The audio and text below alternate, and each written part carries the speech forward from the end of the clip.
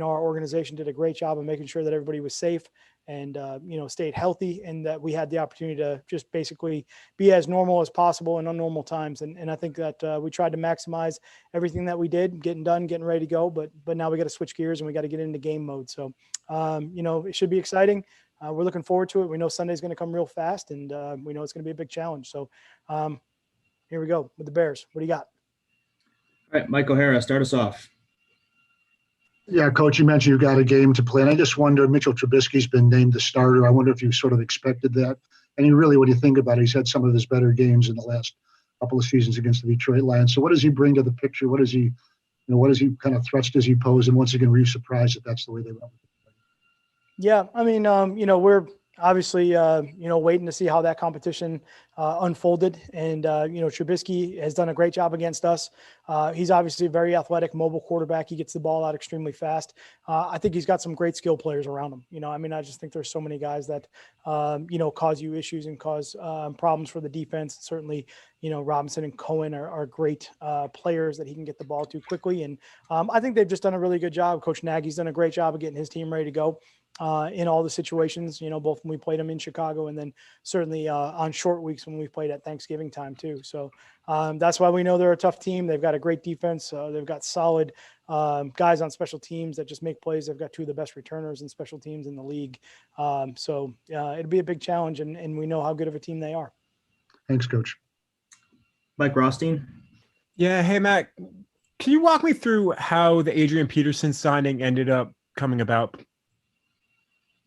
I think obviously was a player that was released from his former team, and we always kind of make sure we do our due diligence there, and we took a look at it and talked about our situation, and decided it would be something that we wanted to pursue. We had good contact and communication, and from there it just kind of worked out, and we're fortunate to bring him on board. So it's early. I have a lot of respect for Adrian Peterson. I've played against him for a long time. And, he's just a phenomenal player. Obviously, Bev's got a connection with him back in the days in Minnesota. And, we're just excited about it. But we got a long way to go. He just got here. He's got a lot to learn. And I know he's going to do everything possible to put everything into it. And we'll just take it from there. What are you hoping to get out of him at this point in his career at age 35? I think it's, nothing more than what we expect out of everybody. Go out there, compete, work hard, and try to do everything you can to contribute to the team and help the team win whenever that's ready, whenever that is ready to take place. So, from that standpoint, everybody that we put on the field in positions to go give us a chance to win, that's really what we expect. You anticipate using him this weekend? We'll see. It's Monday, and he just got here, so we'll see how everything goes. Thanks, Matt. Ken Brown. Hey, Coach, how you doing? Great. How are you doing? All right. I was looking at some of the other rosters. Even Tampa Bay, I believe it is, has Josh McCown as a COVID quarterback where they're keeping him away from the team and they're paying him to stay. With your quarterbacks and Blau on the practice squad, are you doing anything COVID-wise to prevent anything that happens in case you need one of these guys? The biggest thing for us right now is, as we start to work through the in-season schedule and kind of figure out what's the best thing to do is stick with our protocols that we have right now and hope that, we're doing everything right like we did through the course of training camp to minimize exposure and minimize contact that everybody's having with each other and keep, guys in safe spaces. Certainly from our standpoint, though, everybody's in the building and they're working from that area and trying to go out and practice and get better. I think that's one thing that we have to do is we have to, use practice to get better. And David certainly, he needs those reps too. And that's, important for us to make sure that we're improving. So we got, David's a young player. He's a young guy. Chase has some veteran experience, which is good. And obviously, Matthew getting ready to go. So that's the way we're going to approach it for now. All right. Thanks, Coach. Jennifer.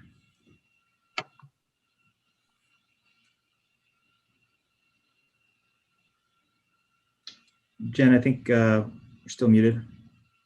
The most about this group, Coach, and what you think you've improved on from last year of how this team is made up.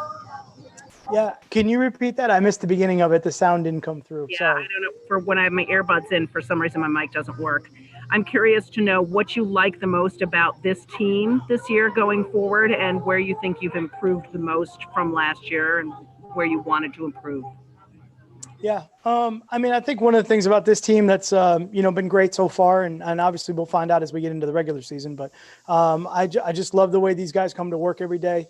I love, how competitive they are, how much they just want to win, how they push each other and how they care for each other. I mean, it's a great environment to coach in. I think it's a great environment to be a teammate in, and for all of us just coming into work every single day, trying to win, trying to improve, trying to get better.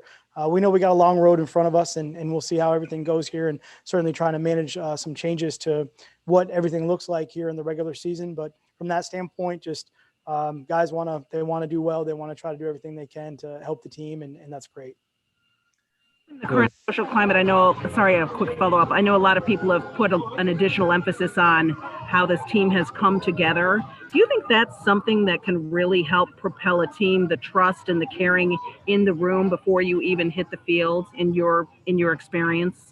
Yeah, I mean, I think there's always a part of all teams, whether it's in the season or before the season, that, they have those moments where they can pull together, they can come together, they kind of, just become moving in the same direction, and that's important. Now, obviously, execution and everything that we do on the field is the bottom line, but I think certainly it does help when guys really feel that way about each other, and they want to make each other better, and they're not afraid to go out there and push each other. I think that's the big part of it. And, if everyone can just get 1% better every day, then as a group, we'll move, light years ahead. And certainly in order to do that, there's a lot of respect and a lot of trust and a lot of, appreciation for each other that has to take place. And that's something that we've had so far. We'll see how it goes in the season. Things change, but from that standpoint, just really pleased where everybody's at right now with that. Okay, we'll go three more. Justin, Stats, then Dave. Got about 14 questions, Matt, but I'll limit it to 2 out of respect for your time. We always hear in the preseason, like, teams show vanilla packages and you don't really get a lot from studying preseason games. So how different is this week's of preparation going to be for the Bears versus what maybe, normal prep for week 1 is going to be like for your team?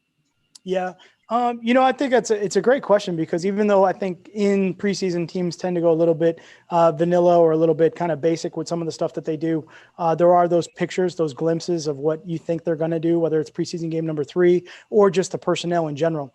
A lot of it, I think, for us is just evaluating the players that we can during those preseason games and seeing where their skill sets are and maybe the changes that those guys have made during the off season.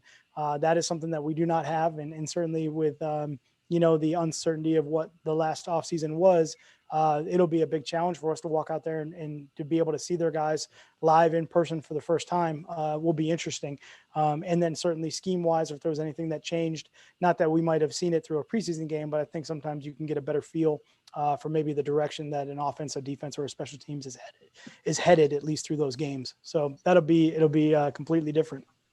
And I wanted to dip back to Adrian for a second. I know you don't like putting individual players on pedestals, but I don't think there's any denying the greatness he's achieved through his NFL career. I just wondered what you get out of it as a coach, coaching players that have achieved like such greatness, guys like Brady, obviously in New England. And, do you get anything out of it as a coach? Do you learn anything from those experiences? Yeah, I mean, absolutely. All the great players that I've been around have just, made me a better coach. I learn more from them probably than they learn from me. So, those are exciting times and exciting situations to be in. As a young linebacker coach, my room was full of great players. And it challenged me to make sure that I really knew my stuff, and then I was able to go in there every single day and teach and coach and just honestly pick their brains and learn from them and see or try to understand what they see out on the field. And that's it's a tremendous opportunity for a coach to be able to be around someone like that to really expand the way that you see the game through their eyes. Thank you, Matt. Yep. Stats. How you doing, Coach? Great. How are you doing? Good. On Adrian Peterson, I'm just wondering, obviously his body of work speaks for itself, but his familiarity with Coach Bevel and with Coach Fraley, how did that factor into bringing him here? And also, how would that serve as an advantage in the best way to use him here in Detroit? Yeah, I think that was a great part of just a kind of a perfect storm of combination of things to get him here. I think that being so familiar with Bev's offense and obviously being very productive in that offense, I think he had a game with, was it 291, 261 yards? I mean, it was ridiculous, right? So that's always a good draw when you have that sort of production in a particular offensive scheme. And certainly I think being familiar with the type of offense that we run, for him to be able to come in without a training camp and step right in and hopefully try to contribute is, I think, a big factor that gave us a little bit of an advantage. And also, how does a veteran like that help boost the running back room and the locker room overall, having a guy with his pedigree come into the Lions locker room? Yeah, I mean, I think it's always great, especially for young players, to see vets that have been in the league for a long time, especially, great players that have been in the league a long time, and try to see how they approach game week, how they approach the preparation, how they practice, and then, how they perform. I think that that's certainly a big part of younger players developing and becoming professional at this level, especially right out of college. So I think it plays a big part of it. And like kind of, maybe I was mentioning before to Justin, I went through this with young linebackers back in the day that got a chance to sit next to, Teddy Bruschi and Junior Seau and Mike Vrabel and Willie McGinnis and Roosevelt Colvin and Dalius Thomas, Chad Brown, Larry Izzo. Just being in a room with those guys, you learn a lot. And I think it's great for young guys to sit there and maybe just watch, and just observe and see what it looks like, to be in the league as long as he's been in the league. Adrian's been in the league with the success that he's had. That's a tremendous opportunity for a young player to see. Thanks, Coach. You're welcome. Last one, Dave. Hey, Matt, just one thing, staying with the Adrian Peterson running back theme sort of here. How much did the health of your running backs play into that signing? And can we just get an update on where things stand with Carrion and Swift? I know he was back last week, but just, how they're feeling, what they're doing now. Yeah. I think, really with Adrian Peterson, it was kind of independent of everything else that was going on. Just having an opportunity to just even talk to him on the phone, was great as we pushed, and then figured out that it would be something that we wanted to pursue, and there was mutual interest. So it's kind of an independent, I would say, situation. And excuse me, as far as the, the injury situation, really probably good right there. I think we'll wait till Wednesday and do the injury report right there. If you guys got any info on Chicago, though, that you want to send my way, if Nagy's giving anything away, you can let me know there too. So I think I'll just wait. All right. Appreciate it. Yeah, no problem. Thanks, Coach. Thanks, everybody. We'll be back with the players later. Okay. Thanks. Coach. Appreciate Thanks, it. Anna. Thanks, Coach.